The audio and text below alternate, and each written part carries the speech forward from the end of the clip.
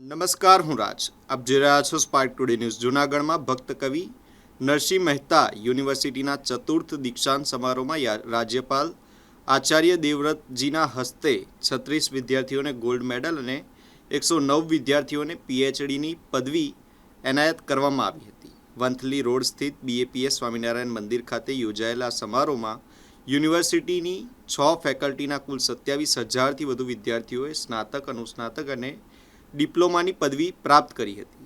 રાજ્યપાલે વિદ્યાર્થીઓને સંબોધતા જણાવ્યું હતું કે માત્ર ડિગ્રી મેળવવાથી નહીં પરંતુ સમાજ અને રાષ્ટ્રના કલ્યાણ માટે યોગદાન આપવાથી જીવન સાર્થક બને છે.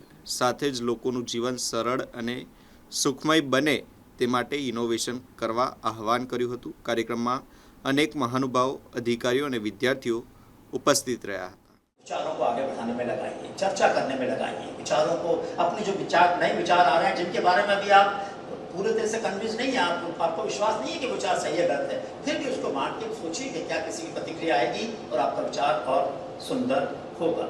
जब पूरी शिक्षा हो जाती थी, आपको डिग्रियां देते थे, तो इस आज के कार्यक्रम का नाम दीक्षांत होता था. मतलब शिक्षित कर दिया, आज दीक्षित किए गए हैं.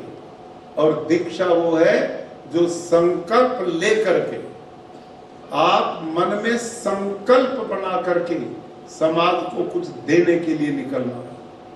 और गुरु अंतिम उपदेश देते हुए कहता था, बेटे जहां भी जाओ, जिस भी व्यवसाय में रहो, सत्यम वद, धर्मम चर, स्वाध्याय प्रमद.